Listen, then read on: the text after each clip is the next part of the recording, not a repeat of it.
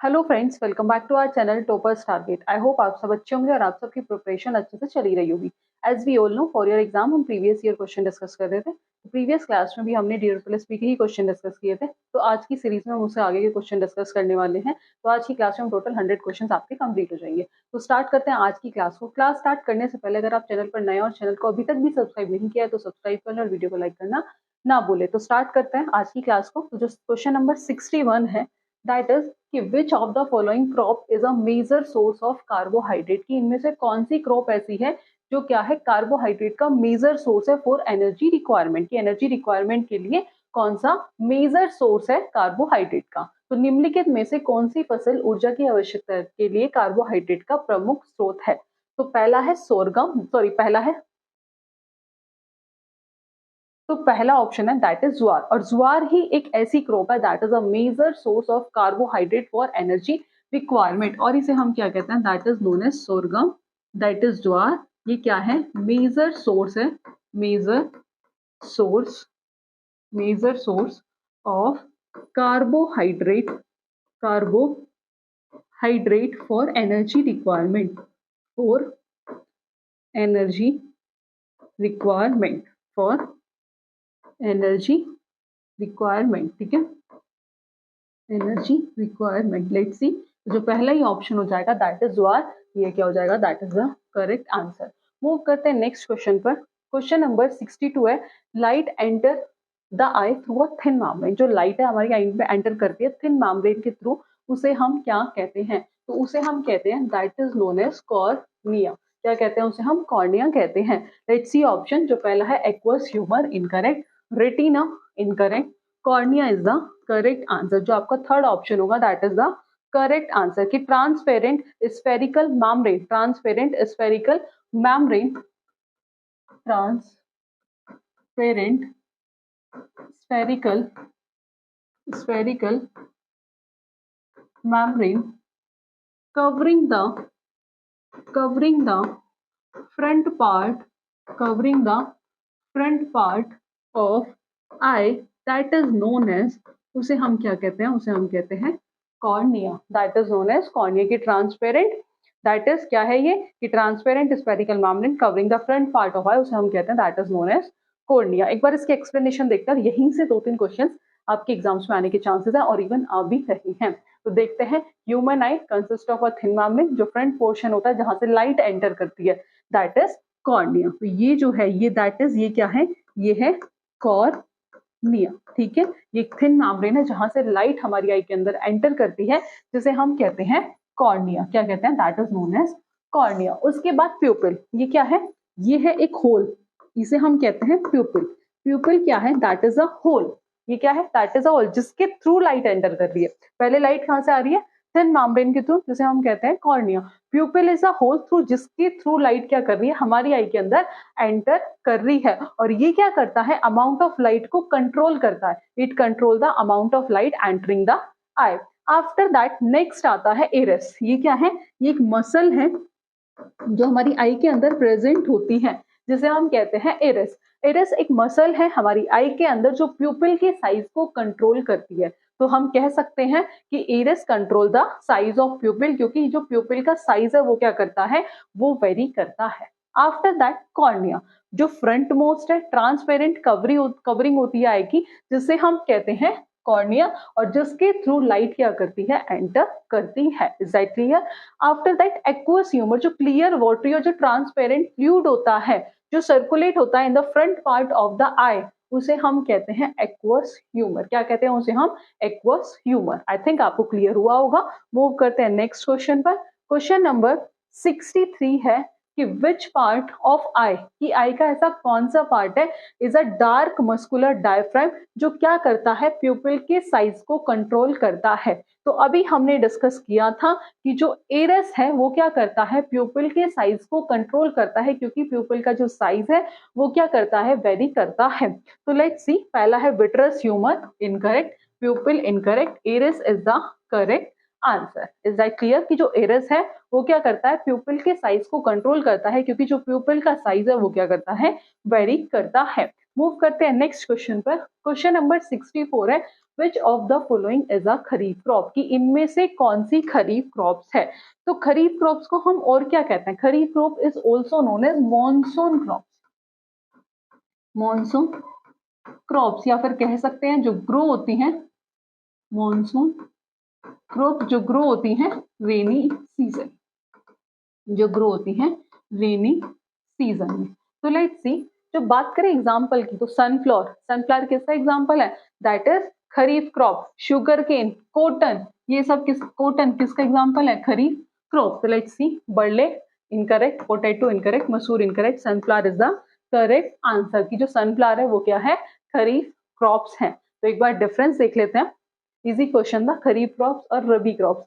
खरीफ crops वो crops होती हैं जो रेनी सीजन में ग्रो होती हैं और from month of June to October, ठीक है। Example paddy, soybean, maize, cotton. बात करें रबी क्रॉप्स की, जो विंटर सीजन में ग्रो होती हैं, जो विंटर सीजन में क्या होती हैं, ग्रो होती है और हार्वेस्ट होती है at the end of March या फिर April, at the end of March या फिर अप्रैल, ठीक है, हार्वेस्ट होती है। तो इनका जो टाइम पीरियड है वो नवंबर टू अप्रैल है, इनका होता है June to October. Example wheat, gram, pea, mustard, लेंसेड, ये सब किसके एग्जाम्पल है, रबी क्रॉप्स के। Paddy, soybean, maize, cotton, green gram, ये सब किसके एग्जाम्पल है, ये है खरीफ क्रॉप्स के। Is that clear? मूव करते हैं नेक्स्ट क्वेश्चन पर। क्वेश्चन नंबर 65 है कि which part of cell nucleus is the information source for making protein. तो दैट इज डीएनए। वो कौन है, that is DNA, deoxyribose nucleic acid. तो जो पहला ऑप्शन है माइटोकॉन्ड्रिया, माइटोकॉन्ड्रिया को हम क्या कहते हैं, पावर हाउस ऑफ सेल, ठीक है, तो था इनकरेक्ट। तो उसका है DNA, DNA is the correct answer. Ribosome ये होता है site of protein synthesis, site of protein synthesis, और जिसे हम कहते हैं प्रोटीन फैक्ट्रीज ऑफ सेल। क्या कहते हैं, प्रोटीन फैक्ट्री ऑफ सेल, ठीक है। मूव करते हैं नेक्स्ट क्वेश्चन पर। नेक्स्ट क्वेश्चन से पहले इसकी एक्सप्लेनेशन देख लेते हैं। न्यूक्लियस क्या है, एक मेम्ब्रेन बाउंड ऑर्गेनल है जो कंटेन करता है सेल क्रोमोसोम। न्यूक्लियस की डिस्कवरी किसने की थी, वो की थी रॉबर्ट ब्राउन ने, ठीक है। न्यूक्लियस को और क्या कहते हैं हम, न्यूक्लियस को कहते हैं brain of the cell, brain of the cell. ही क्या करता है, बाकी एक्टिविटीज को भी कंट्रोल करता है। ये nucleus control and regulate the activity of the cell, की जो न्यूक्लियस है वो क्या करता है, सेल की एक्टिविटीज को रेगुलेट करता है और कंट्रोल भी करता है, जिस वजह से इसे कहते हैं ब्रेन ऑफ द सेल। ये जीन्स को कैरी करता है स्ट्रक्चर जो क्या कंटेन करते हैं, heredity information. Is that clear? तो DNA in the cell nucleus is the information source. ये क्या है, डीएनए कहाँ, सेल न्यूक्लियस में, in the cell nucleus information source है किसके लिए, for making protein. It is also the site of synthesis for, ये किसके लिए, for ribosome, that machine that assemble protein. तो सबसे पहले क्या होता है, फर्स्ट डीएनए रेप्लिकेट इटसेल्फ, की जो डीएनए उसके अंदर क्या होता है, वो रेप्लिकेशन करता है। फिर डीएनए किसमें ट्रांसक्रिप्ट हो जाता है, into a messenger RNA, that is mRNA. Is that clear? और मॉलिक्यूल ड्यूरिंग ट्रांसक्रिप्शन के टाइम पे क्या होता है, जो फॉर्मेशन होता है एमआरएनए का, वो किससे होता है, वो होता है डीएनए से। फॉर्मेशन किसका होता है ड्यूरिंग ट्रांसक्रिप्शन, एमआरएनए का होता है। ये भी पूछा जाता है किससे होता है, from formation of mRNA from DNA, ठीक है। एमआरएनए क्या करता है, देन गेट ट्रांसलेटेड, और ट्रांसलेटेड के टाइम फॉर्मेशन होता है प्रोटीन का, किससे, एमआरएनए से। Formation of protein from mRNA to produce protein, to produce protein. Is that clear? अगर सिंपल समझे तो पहले that is DNA, then RNA, फिर राइबोसोम। राइबोसोम क्या करता है, प्रोटीन का सिंथेसिस करता है, ठीक है, राइबोसोम्स, और फिर क्या होता है, प्रोटीन का फॉर्मेशन, ठीक है। नेक्स्ट क्वेश्चन, क्वेश्चन नंबर 66 है, which of the following is not a vestigial organ of human, की इनमें से कौन सा वेस्टिजियल ऑर्गन नहीं है ह्यूमन के अंदर। तो वेस्टिजियल ऑर्गन ऐसे ऑर्गन होते हैं ह्यूमन बॉडी में, वेस्टिजियल ऑर्गन ऐसे ऑर्गन होता है ह्यूमन के अंदर जो प्रेजेंट होता है बट उनका कोई फंक्शन नहीं होता है। तो पहला ऑप्शन है nictitating membrane of eye, vermiform appendix, heart और विजडम टीथ। पूछा है कि कौन सा नहीं है, तो जो हार्ट है वो वेस्टिजियल ऑर्गन नहीं है। हार्ट का फंक्शन क्या होता है, ये ब्लड को क्या करता है, पंप करता है, तो that is not a vestigial organ. जो थर्ड ऑप्शन है that is the correct answer. Next question, question number 67 है, deficiency of which of the following vitamin cause beri beri, कि किस विटामिन की कमी से कौन सी डिसीज होती है, बेरी बेरी। तो पहला है विटामिन सी, विटामिन सी की कमी से कौन सी होती है, स्कर्वी, तो ये तो हो गया इनकरेक्ट। विटामिन बी वन की कमी से कौन सी होती है? Berry berry. विटामिन डी की कमी से कौन सी होती है? रिकेट्स। बात करें किसकी? विटामिन ए की, तो विटामिन ए की कमी से कौन सी होती है? Night blindness. नाइट ब्लाइंडनेस, तो पूछा था बेरी बेरी, तो विटामिन बी1 सेकंड ऑप्शन क्या हो जाएगा? Correct answer. मूव करते हैं नेक्स्ट क्वेश्चन पर। Question number 68 is which of the following affect is not covered by the term water pollution? इनमें से कौन सा अफेक्ट ऐसा है जो कवर्ड नहीं होता है by the term water pollution? तो addition of unwanted substance to water body, की अनवांटेड सब्सटेंस का एडिशन होना वाटर बॉडीज के अंदर, या फिर change in temperature of water body से उसके टेम्परेचर का चेंज होना। And choose the correct code. This is so simple question. ये क्वेश्चन आप इसका आंसर आप हमें कमेंट बॉक्स में बताएंगे, ठीक है। मूव करते हैं नेक्स्ट क्वेश्चन पर। Question number 69 is a gene is relatively short length of DNA. जो जीन है that is relatively short length of DNA, जो किसके लिए कोड करता है? तो पहला है कार्बोहाइड्रेट, लिपिड, तीसरा है फैट, और देन आफ्टर दैट प्रोटीन। तो एज वी ऑल नो कि जो जीन है ये क्या है? That is the smallest part of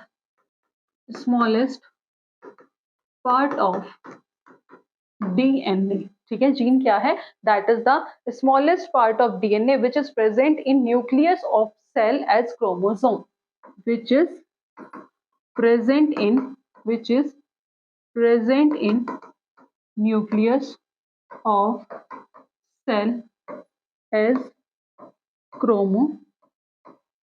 तो पूछा था कि gene is relatively short length of DNA, जो किसके लिए कोड करता है? That codes for a protein. Is that clear? किसके लिए? For protein. तो पहला है कार्बोहाइड्रेट, दैट इज इनकरेक्ट, दूसरा है लिपिड, इनकरेक्ट, तीसरा है fat, incorrect, protein is the correct answer. Is that clear? Next question, question number 70 है which of the following plant hormone inhibit growth? कि इनमें से कौन सा प्लांट हार्मोन ऐसा है जो ग्रोथ को क्या करता है? इनहिबिट करता है। तो हम there are two types of plant hormone, there are two types of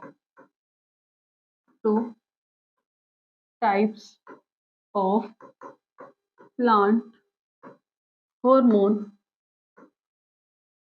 जिन्हें हम कहते हैं नोन एज फाइटोहॉर्मोन, ठीक है। दो टाइप्स के होते हैं, कौन कौन से? जो पहला होता है वो होता है दैट इज ग्रोथ इनहिबिटर, और दूसरा होता है ग्रोथ प्रमोटर। एक होता है ग्रोथ इनहिबिटर और दूसरा होता है growth promoter. Is that clear? अब क्वेश्चन में पूछा था कि इनमें से ऐसा कौन सा प्लांट हार्मोन है जो ग्रोथ को क्या करता है? इनहिबिट करता है। तो वो कौन कौन है? That is abscisic acid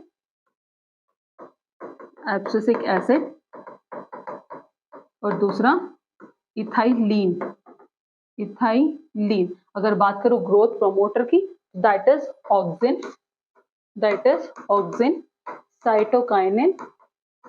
cytokinin और gibberellin.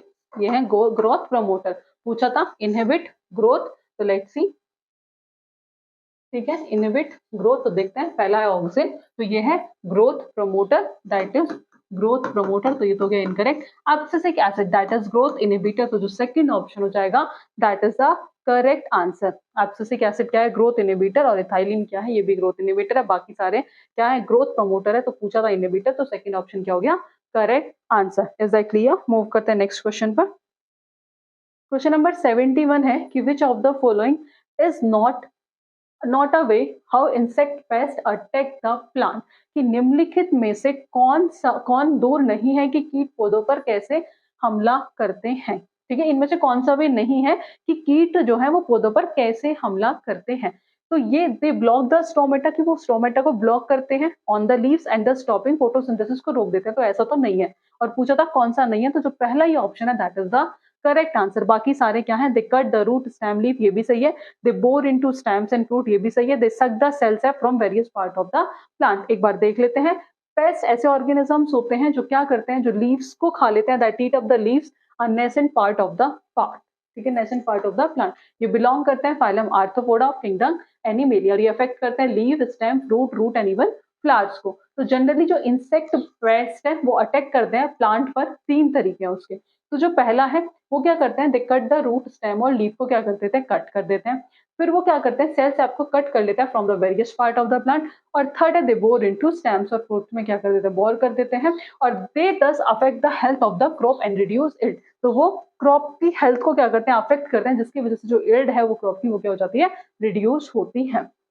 Next question, question number 72 है, इन वॉट वेज, कि किस तरीके से कार्बन डाइऑक्साइड को यूज किया जाता है। तो पहला है इन फूड प्रिजर्वेशन, कि खाने को बचाने के लिए, तो फूड प्रिजर्वेशन में भी हम कार्बन डाइऑक्साइड का यूज करते हैं, या फिर रेफ्रिजरेंट, तो हम दोनों में ही क्या करते हैं, कार्बन डाइऑक्साइड का यूज करते हैं। Select the correct code, only 1 only 2, तो both 1 and 2 is the correct answer. Is that clear? Next question, question number 72 है, what is the peripheral nervous system made up of. तो वो किससे मिलके बना होता है, वो बना होता है क्रेनियल नर्व, क्रेनियल नर्व। और ये क्वेश्चन बहुत बार और अलग अलग तरीके से पूछा है, स्पाइनल नर्व, स्पाइनल नर्व। तो let's see, brain and nerve cord, incorrect, brain, cranial nerve incorrect, spine और spinal nerve incorrect, cranial nerve and spinal nerve is the correct answer. जो फोर्थ ऑप्शन होगा that is the correct answer, की जो nerves है वो originate होती है हमारे कहाँ से, out from brain and spinal cord, makeup जो क्या बनाती हैं, जो पेरिफेरल नर्वस सिस्टम को बनाती हैं। और ये जो नर्व्स हैं ये स्टैब्लिश करती हैं communication between the central nervous system, और जो फर्दर डिवाइड होता है किस किस में, ऑटोनोमस और सोमेटिक नर्वस सिस्टम में। Is that clear? Next question, question number 74 है, which of the following are source of sulphur oxide, की इनमें से कौन सा सल्फर ऑक्साइड का सोर्स है। तो पहला है कंबक्शन ऑफ कोल, तो कंबक्शन ऑफ कोल भी सोर्स है किसका, सल्फर ऑक्साइड का, ये तो सही है। कंबक्शन ऑफ पेट्रोलियम, ये भी सही है, वोल्केनो। तो choose the correct code, only 1 and 3 incorrect, 1 2 3 जो सेकंड ऑप्शन होगा that will be, that is the correct answer. तो as we all know sulphur oxide that is SO और SO3, ये क्या है, ये पॉल्यूटेंट्स है to the environment. They are release in the process, they are release किसके किसके वजह से रिलीज होते हैं, in the process of complete and incomplete combustion. Sulphur oxide का जो मेन कोज है वो क्या है, acid rain as well as combustion of coal and petroleum, जो रिलीज करता है smoke, carbon dioxide, carbon monoxide, sulphur oxide और oxides of nitrogen, particulate matter etcetera. Is that clear? कि जो कंबक्शन, क्या combustion of coal and petroleum भी release करता है smoke, carbon dioxide, oxides of nitrogen, particulate matter etcetera. तो combustion of coal, petroleum, ये सब क्या है, ये सल्फर ऑक्साइड के मेजर सोर्स है।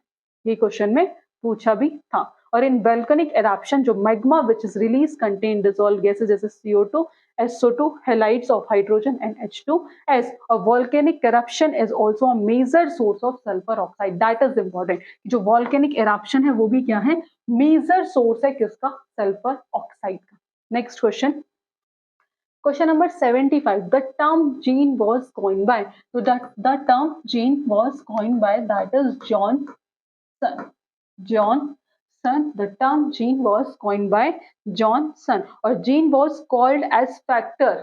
Gene were called as factor. तो ये किसने कहा था, ये था मेंडल।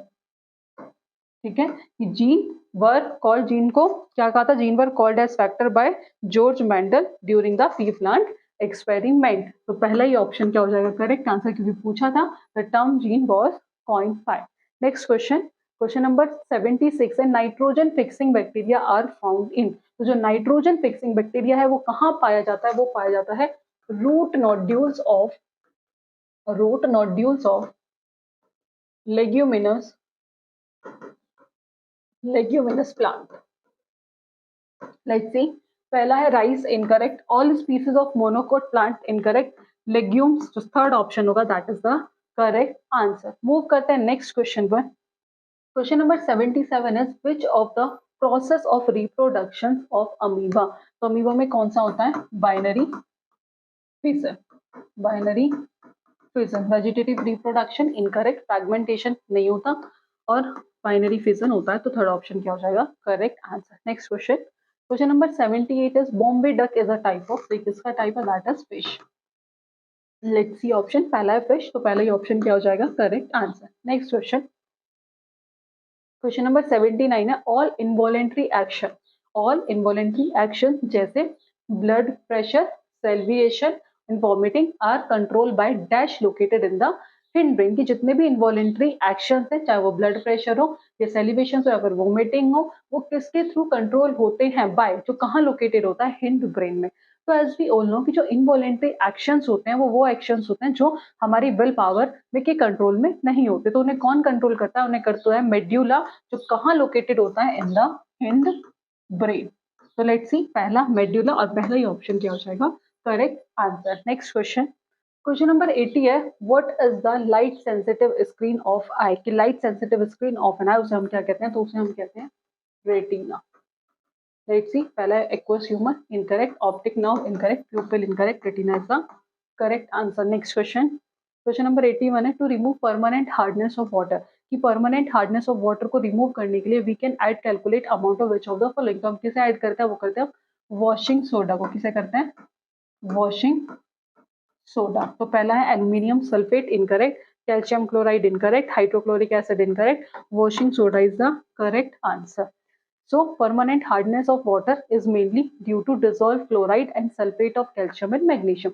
ये जो permanent hardness होती है वाटर की, वो किस वजह से होती है? क्योंकि उसके अंदर क्या होता है? Due to dissolve chloride and sulphate किसके? कैल्शियम और मैग्नीशियम के। कभी कभी क्या होता है, जो क्लोराइड और सल्फेट्स होते हैं आयरन के या फिर अदर मेटल, वो भी क्या कोज करते हैं? Permanent hardness of water. और तो परमानेंट हार्डनेस ऑफ वाटर को रिमूव करने के लिए by just boiling point of water but putting, क्या करते हैं? Washing soda is to precipitate out the complex form. Is that clear? Next question. तो क्वेश्चन नंबर 82 है, which of the following statement is incorrect. कि इनमें से कौन सी statement सही नहीं है? तो smoke resides in the upper layer of atmosphere. की जो स्मोक है वो वायुमंडल की ऊपरी परतों में रहता है, तो that is incorrect. Smoke is form by temperature inversion और थर्मल इन्वर्जन। की जो स्मोक फॉर्म होता है वो बाय टेम्परेचर के थ्रू होता है, टेम्परेचर इन्वर्जन और थर्मल इन्वर्जन, ये बात तो सही है। जो exposure to smoke cause respiratory problems, की स्मोक के संपर्क में आने से सांस की समस्या हो सकती है, यस ये सही है।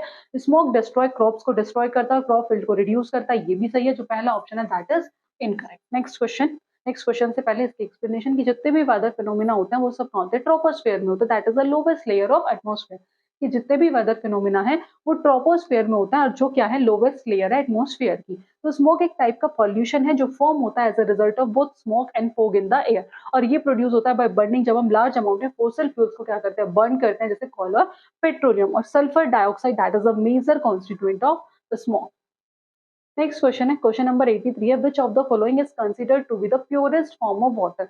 कि इनमें से कौन सी प्योरेस्ट फॉर्म है वाटर की? तो spring water, river water, rain water और ग्राउंड वाटर। तो बात पूछा है प्योरेस्ट फॉर्म, तो जो स्प्रिंग वाटर है, झरने का पानी है, वो भी प्योरेस्ट फॉर्म नहीं है। रिवर वाटर, नदी का पानी भी प्योरेस्ट फॉर्म नहीं है। बट रेन वाटर क्या है? That is the purest form of water. जो थर्ड ऑप्शन होगा that is the correct answer. Next question, question number 84 है, Eichhornia crassipes is also known as world most problematic aquatic weed, yes ये सही है। Terror of Bengal, ये भी सही है। Choose the correct code, only two, only one, both 1 and 2 is the correct answer. Next question, question number 85 is what is the colour of the flame when alkane are burn. कि कौन सा colour होगा flame का जब alkene को burn किया जाएगा? तो दैट विल बी येलो। तो पहला है व्हाइट, इनकरेक्ट। दूसरा yellow is the correct answer. Next question, which number of element existing in nature was assumed by Newland. कि न्यूलैंड ने प्राकृतिक में विद्यमान तत्वों की कौन सी संख्या ग्रहण की थी? तो दैट इज 56। तो 53 incorrect, 54 incorrect, 55 incorrect, 56 is the correct answer. Next question, question number 87 is what is the atomic radius of hydrogen atom. कि हाइड्रोजन एटम की एटॉमिक रेडियस क्या होगी? तो एज वी ऑल नो कि जो एटॉमिक रेडियस है have been measure for element. The unit for atomic radius that is picometer, जो equal होती है 10 raised to power -12 meter. As an example, internuclear distance between two hydrogen atom in an H2 molecule is measured to be 74 picometer. तो atomic radius निकालेंगे 74 by 2 that is 37 picometer. तो first option क्या हो जाएगा? Correct answer. Next question, question number 88 है, why did Rutherford select the gold foil. की जो Rutherford है उसने गोल्ड फॉइल को सेलेक्ट क्यों किया था अपने एक्सपेरिमेंट के लिए? By finding the model of an atom. तो गोल्ड क्या था? That is the most malleable metal, और ये कैसा था? As it is thin. तो it is ductile, incorrect. Noble metal नहीं है, लेशल भी नहीं है, एज इट इज थिन। तो लास्ट ऑप्शन होगा that is the correct answer, क्योंकि गोल्ड क्या है? मोस्ट मेलिएबल मेटल है, मोस्ट मेलिएबल मेटल है, जो किस में कन्वर्ट हो जाता है? थिन शीट्स में। किसमें? थिन शीट में। Is that clear? Next question, question number 89 is how many electrons are present in the outer most shell of silicon. कि सिलिकॉन के आउटर मोस्ट शेल में कितने इलेक्ट्रॉन्स प्रेजेंट होंगे? तो सिलिकॉन का जो एटॉमिक नंबर होता है वो होता है 14, ठीक है। इसका जो इलेक्ट्रॉनिक कॉन्फ़िगरेशन होगा वो होगा 2 8 4, 8 और 2 10 और 4 14, ठीक है। तो इसके आउटर मोस्ट में कितने हैं? 4 इलेक्ट्रॉन। कितने हैं? 4 इलेक्ट्रॉन। तो लेट्स सी, पहला है 3, दूसरा है, पहला है 1 3 और थर्ड ऑप्शन क्या हो जाएगा? Correct answer. Next question, question number 90 है what is the number of valence electron present in Al positive ion. Al positive ion में कितने वैलेंस इलेक्ट्रॉन प्रेजेंट होते हैं? तो एल्यूमिनियम का जो एटॉमिक नंबर होता है, एल्यूमिनियम, ठीक है, जो एटॉमिक नंबर होता है वो होता है 13। इसका जो इलेक्ट्रॉनिक कॉन्फ़िगरेशन होगा वो होगा 2 8 3, ठीक है 13। तो इसके जो वैलेंस इलेक्ट्रॉन होंगे वो होंगे कितने? 3। अब पूछा है किसका? Al पॉजिटिव का। Al पॉजिटिव का, तो इट मीन्स ये कर देगा एक इलेक्ट्रॉन लूज कर देगा, ठीक है। इट मीन्स ये करेगा एक इलेक्ट्रॉन लूज कर देगा। जब भी एक इलेक्ट्रॉन लूज करेगा तो इसके पास वैलेंस इलेक्ट्रॉन कितने बच जाएंगे? 2। तो लेट्स सी, पहला है 1 इनकरेक्ट, दूसरा है 2 इज द करेक्ट आंसर, क्योंकि पूछा किसका था? Al positive. अगर पूछा होता सिर्फ एल्यूमिनियम का तो उस केस में कितने हो जाते? 3। नेक्स्ट क्वेश्चन, क्वेश्चन नंबर 91 है in which of the following teaching strategy, इनमें से कौन सी ऐसी टीचिंग स्ट्रेटेजी है does the student acquire the knowledge, कि जो स्टूडेंट है वो खुद से नॉलेज को एक्वायर करता है किसके सपोर्ट में? By the guidance of the teacher. तो discussion method, demonstration method, heuristic method. तो that is the heuristic method. Heuristic method एक ऐसी टीचिंग स्ट्रेटेजी है does the student acquire the knowledge himself herself supported by the guidance of the teacher. तो third option क्या हो गया? Correct answering strategy है जिसमें जो स्टूडेंट है, जो लर्नर है, वो अपनी नॉलेज को क्या करता है? खुद से एक्वायर करता है। Learner student acquire the knowledge himself herself supported by the guidance of the teacher. जो वर्ड ह्यूरिस्टिक है वो कहाँ से आया है? ग्रीक वर्ड से, जिसका मतलब होता है ह्यूरिस को, जिसका मतलब है आई फाइंड और आई डिस्कवर, ठीक है। तो this method implied that the attitude of a student shall be that of the discovery is not of a passive recipient of knowledge। किस पद्धति का तात्पर्य है कि छात्रों का दृष्टिकोण कहाँ होना चाहिए? डिस्कवरी बेस्ड होना चाहिए, ज्ञान के निष्क्रिय प्राप्तकर्ताओं को नहीं होना चाहिए, मतलब पैसिव रेसिपिएंट नहीं होने चाहिए, वो एक्टिव होने चाहिए, ठीक है। तो छात्रों को एक स्वतंत्र खोजकर्ता के स्थान पर रखा जाता है। नेक्स्ट क्वेश्चन, क्वेश्चन नंबर 92 है which of the following is not a characteristics of learning process. कि लर्निंग प्रोसेस के रिगार्डिंग कौन सी इनमें से सही कैरेक्टरिस्टिक्स नहीं है?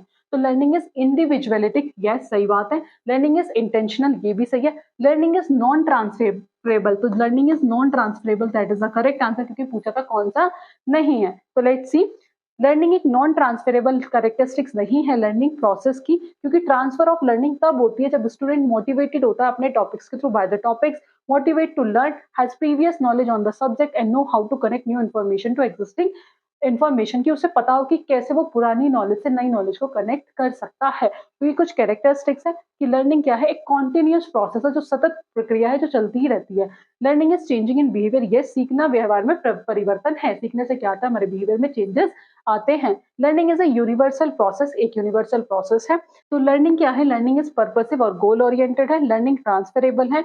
लर्निंग सीखना क्या है? व्यक्तिवादी है। और लर्निंग क्या है? इंटेंशनल है। तो that is the characteristics of learning. Next question, question number 93 है कि which of the following chapter, की शिक्षा का अधिकार अधिनियम 2009 के निम्नलिखित में से कौन सा अध्याय स्कूलों और शिक्षकों की जिम्मेदारियों का प्रावधान करता है? तो दैट इज चैप्टर 4। तो let's see, second incorrect, third incorrect, तो थर्ड ऑप्शन होगा that is the correct answer, की chapter 4 of the right to education act 2009 provide for the responsibility of school and teacher. Next question, question number 94 है what is the full form of TLM, that is teaching learning material. तो पहला है teaching learning mechanism, incorrect.